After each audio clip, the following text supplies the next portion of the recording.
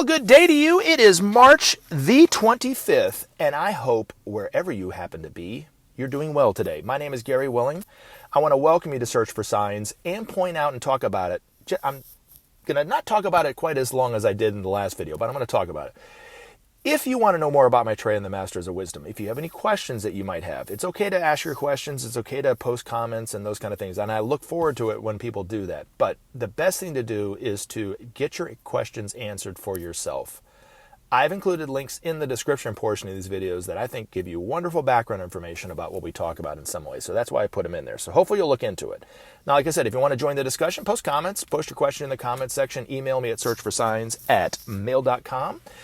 You can even join the discussion on Facebook if you're somebody that likes Facebook. But I'm going to give a shout out to Zach Laney, Johnny Gregory, Ricardo Pessueso Lee, Jaime, Thomas Lynch, and I got to switch over to Facebook real quick, David Warren, Jim Vassarella, and Raymond Usami. Thank you so much, guys, for doing what you do. Now, I had a few comments I wanted to talk about the financial sector. And this is coming from Zach Laney and Ricardo Pessueso Lee. I'm going to address some of the comments. So, I'm just going to read the first part of Zach Laney's thing.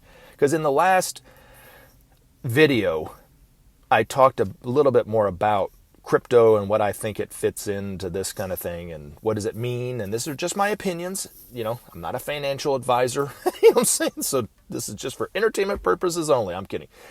No, but I'm doing it. I'm talking about it because really, if you look at it, the problems of the world are centered in two areas of life, for the most part, economics and political. Now, there are other things, too, that are connected to that, like the religious, divisions and those kind of things. But if you look at the lack of trust between individuals, the elitism between individuals, the divisions between groups, the divisions between nations, the conflicts between nations, the conflicts between groups, the crime and terrorism and drug use and all those kind of things. It really is centered in the crises is coming from the economic and political arena. Now, it's looking at it from a spiritual view, because even though we would think that economics and politics are not spiritual like religion would be, they really are spiritual structures. They're just spiritual structures in decay because humanity is not using those structures for the needs of all the people. And so the pillars that are holding that up, all the things that the central banks and the governments around the world are doing to keep the economic system going in the direction that it's going, are not working. And as the months go by and the years go by and governments like the United States try this and try that and do this to try to stop this inflation from going on, nothing's working. And it just seems like it's taking more and more money to keep it going. And it's not sustainable. It will eventually collapse upon itself. And we're seeing it now. Now, if you read in the Share International site, you'll read a lot about when Maitreya was talking about it in the 80s, that the economic systems were going to collapse. And to an extent, they haven't collapsed all the way. But ask yourself if your life is better today than it was 30 years ago financially. Are you doing better off today? You might be, but then look around the world and say, is everybody doing as well as I'm doing? Or is everybody doing better today than they were doing before? Now, yeah, we might have more technology. The phone might be better. You have a computer in your hand and those kind of things. That's not what I'm talking about. I'm talking about the day-to-day buying of food, rent, or mortgage, or those kind of things. Are you living better today? Do you have more money today and things are going better for you today than they were 30 years ago? And if, like I said, if you say yes, then it's a rarity, because most people would have to say no. Even though they might be making more money today, a lot more money today than they were making 30 years ago, they're still not doing as well as they were doing. So how long is this going to go on? Is this going to go on for the next 100, 200, 300, 500 years, or is something going to happen? So the masters would tell you that the system collapsing is necessary because the systems don't support the needs of all the people. Now, why is talking about crypto have anything to do with this? Because this is kind of, I want to lead into the first part of what Zach was saying. He goes that I agree crypto won't solve our problems of separation alone. It's the hearts and minds that will. But the technology behind cryptos are being implemented because of the hearts and minds are moving towards unity and decentralization and spreading the wealth. Now, I I see where you're coming from, and that's your opinion, and I respect it. Now, what I would say is, it's not coming from, crypto's not being developed, I think, for as much as I've been interested in studying crypto and things like this, that it's coming from the hearts and minds of moving towards unity and maybe decentralization, and the spreading of the wealth. It's still a part of the same system, the greed and the competition that capitalism creates, and commercialization especially. But I think it's coming more from, which is just as important, is coming from the people not trusting the governments and the banks and the system as much as they maybe did 30, 40, 50 years ago. We have access to a lot more information from different sources. We put it together in different ways than we were doing 35, 40 years ago, right? So people aren't trusting the banks. They aren't trusting the way things, is this the way things have to be? And it isn't. That's why it's changing so rapidly, if you really look at it. This is all a part of the process of humanity waking up to ourselves as one, which is what I think maybe what you're saying, right? But crypto in and of itself, I don't think, like you said, is going to bring about peace and unity. But it is, I think, emblematic of the change in hearts and minds of people waking up and standing on their own 2 feet, being independent. And if you look at the political divisions, they really are coming from the right and the left, right? The right and the left, right? They're coming from the right and the left divisions. But they're both talking about the same thing. They just can't agree upon the terms of it. And then they're swept up into, these arguments that really have no purpose and reasoning behind it. They're just arguments just to kind of keep people divided and keep those people in power. But the groups of people who would find themselves on the right as reactionary forces and those people who find themselves on the left are really talking about the same thing. What do I mean? Well, on the right, they're talking about freedom. If you listen to it, their rallying call is all about freedom. They want freedom this. But will the Republicans, let's say in the United States, are they going to give them the freedom that they truly want? I don't think so. Same thing with the left. The left are crying for justice, for equality. Are the Democrats going to give them that? I don't think they will either. So the economic system that is tied into the political system has to change on some level, or will remain divided forever. You know what I mean? Now, Maitreya will say that the only way to really bring about unity, bring about oneness, and bring us and move us in the right direction as a humanity is the principle of sharing. It starts with that. Now, will blockchain and cryptocurrencies play their part in that? It might. Will it be enough of a decentralization that people don't have to rely on the same systems? It might. I don't know. We'll have to wait and see. But I've always been fascinated with the idea of decentralized money in the way that Bitcoin promises. But I don't know, so like I said, I'm not a financial advisor. This is for entertainment purposes only. So I'm not recommending that you both go out and buy Bitcoin. That's for each and every one of us to look into. But I do appreciate you talking about it, because it's talking about this information in a different way based on things that are going on today, which is, crypto's going on today, and more people are getting into it and interested in it. But I do think it's coming more from the lack of trust of the institutions than it is from people necessarily longing for unity. But it might, that might be the necessary step before we do realize ourselves as one. But the other thing I'll say too, before I end it, is Ben's master even talked about this, that the people are ahead of the governments. Why we're still waiting on them to do anything is just based off of complacency and fear, really. But the people will lead the way, not the governments, not the people in government. And for anybody to expect that to be the other way around, you're going to be waiting a long time. So anyway, but like I said, this could be crypto. I'm just throwing this out as an idea to think about. Could be a part of humanity waking up and not needing the governments the way that they did 25, 30, 40, 50 years ago. Because you needed a bank to function. Now you might not. You know what I'm saying?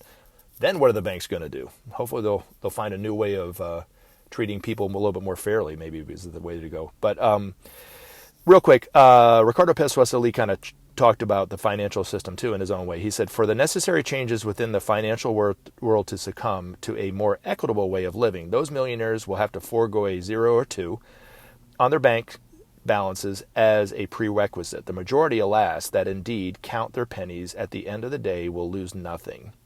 They, however, will gladly see in the new day with open arms. Step by gradual step, many will see that this may be too a sanguine view. But there is no other alternative. The financial system is in disarray and rotten to the core. Verily, welcome to the new dawn. Well, thank you very much for your comment. And I'll just say this too. Even the ultra rich that find themselves getting richer and richer by the day, there will be, maybe not all of them, but there will be some of them that will start to say, you know what, I don't need this much money, and give of their own. The masters in and of themselves will not force governments to go into these people's bank accounts and take any money out of their account. They're gonna have to do it upon their own free will, which is, I think, what you're saying. But people who eke out a living every day, who count their pennies, of course, will be very happy to see some changes. With healthcare, for instance, having as a right to be able to go see a doctor and not have to worry about the financial burden of making sure that they're healthy. Why not? Or not having to worry that, if your job ends, you'll be out on the street, and those kind of things. But if you look at it right now, everything is so tense. Even the housing market is, I bought a house, it's 20 years ago now. And had I not done that, I would have a really hard time living in Atlanta. I don't know how people do it, because the rents in Atlanta are insane now. And they used to be really pretty inexpensive, relatively speaking, to the other parts of the country. But they're almost getting to the point where they're like any other huge major city, like LA or New York. I mean, it's insane. And so, people making $10, $15 an hour, how do they do it? I mean, they have to live with like 3 or 4 other people. So it's gonna have to stop at some point, because it's just not sustainable, man. It really is not sustainable. So it might look good on the surface now, but it's just, whew. Anyway. But thank you very much, gentlemen, for your comments. I really do appreciate it. Now, I wanted to read one of Benjamin Creme's master's articles, and I love this article because it's talking about Maitreya's emergence, and it's entitled "See Him and Rejoice." Now, I understand that it's difficult for some people who have heard this information, who perhaps don't trust Benjamin Creme, to understand that Maitreya has to deal with a lot in order to be able to be recognized and come out and eventually say that he is Maitreya. There's a lot more to it than people expect. A lot more to it probably than I expect. And the question that I've come up with, because there have been people who have commented, why can't you tell me what radio station he's on, or what television station, or this YouTube channel that has him on there, or whatever? Why can't you tell me this? One, I haven't really recognized him on TV that I know of. I haven't seen him on TV that I know of, and I haven't recognized him as of the recording of this video. But the question that I would say is, how long do you think that it would take for a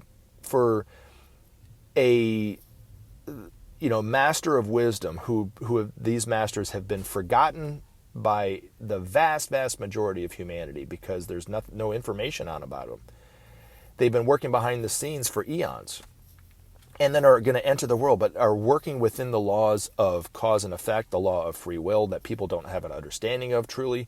How long would it take? 30 days?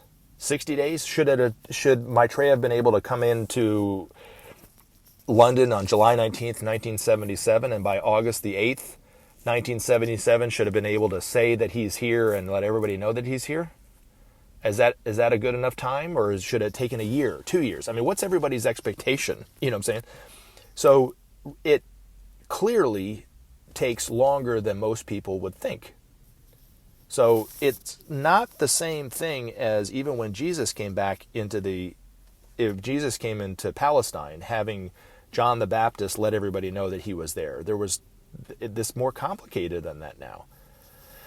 But the good thing is, if you believe this information on any level, Maitreya is speaking to people on TV, speaking to the media, speaking to groups and those kind of things. He's just not telling people who he is yet.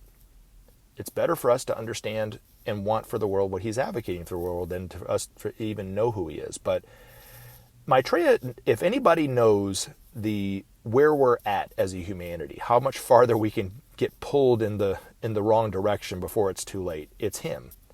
And he will not let us go off the edge. But like I always say, as divided as this world seems, as much as you might hate people who disagree with you or disagree with your view on life or religion or politics or whatever, understand that the only way that we are going to ever have a future as a humanity is for us to get there together. That's it. There's no other way. The other side, whatever side you're on, is not just going to fall off the edge of the earth and then everybody's going to agree upon everything. But we're going to have to start working together and seeing the good points in both sides. And that's why if you look at the right and you look at the left, they're both talking about the same thing. The right is talking about freedom, the left is talking about justice, which from the master's point of view, freedom and justice are one and the same. You can't have one without the other. But where Maitreya fits into this is to really show humanity, wake humanity up to the fact that we are one. That's his gift to humanity. So that's the truth of it. That's the truth of life, is that we are one. But what does it mean about this time that we're in right now? So this is what his master said. Many times over the years have I said that Maitreya was emerging soon, and thus has this expectation been kept vividly alive in the hearts of millions. That his full emergence has not yet taken place is not a sign of perfidy on my part, but rather a result of the extraordinary nature and difficulty of this enterprise. Men in general know nothing of the laws which govern such an event, nor of the boundaries of Maitreya's actions which these laws create. Also, we, your elder brothers, work outside of and beyond the notion of time, and find difficulty in placing our insights and information before men whose understanding is still governed by the quote-unquote fact of time. Nevertheless, when all is said, this present time, which he puts in quotation marks, should be seen by men as the anteroom in which Maitreya patiently awaits the signal to emerge openly onto the world stage. The present chaotic conditions, especially in the economic and financial fields, have tipped the scales and made possible a decision on a period which men themselves would welcome as soon. It will not be long, therefore, until the great Lord begins his open mission, albeit undeclared.